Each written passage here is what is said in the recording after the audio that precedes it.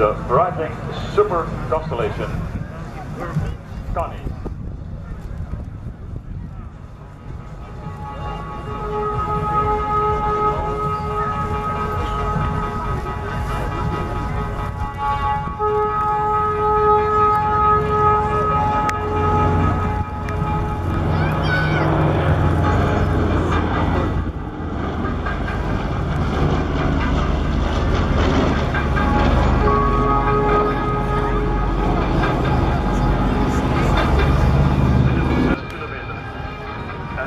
Met een binnenlading van 3000 kilogram.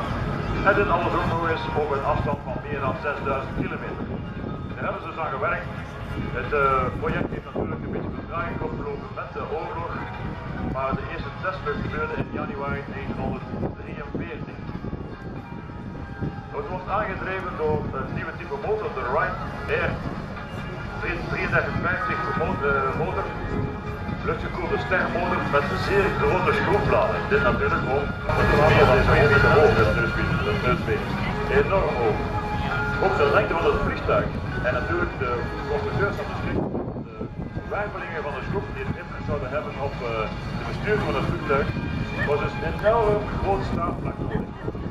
De toenmalige hangars deden niet toe om zo'n groot staafvlak te bouwen. Vandaar dat men geopteerd heeft om een vliegtuig te bouwen met 3 staafvlakken, 2 kleinere in plaats van 1 groot.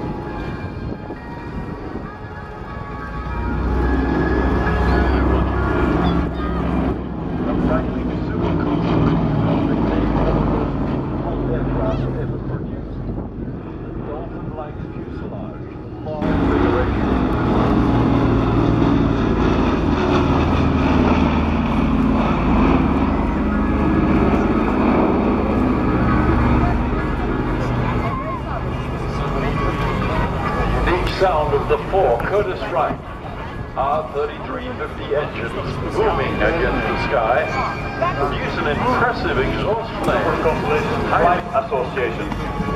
Het lidgeld is enorm, het is €100 per jaar.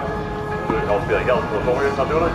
Maar toch, om mee te kunnen vliegen, is natuurlijk maar alleen het lidgeld. U moet natuurlijk ook nog de vlucht betalen.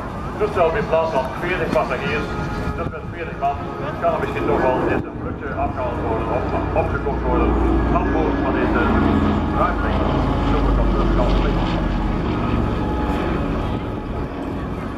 The three-bladed tail is not just an aesthetic combination of the design of the aircraft.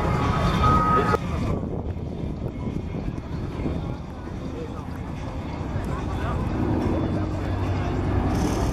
Je ziet allemaal een prachtig toestel opgebouwd en zo, dat heeft gewonnen. Dat wordt omgekeurd naar een heel luxueus toestel. Momenteel is dat uitgerust met 14 stoelen, dus 14 passagiers, ondanks het grote toestel, maar dat natuurlijk ook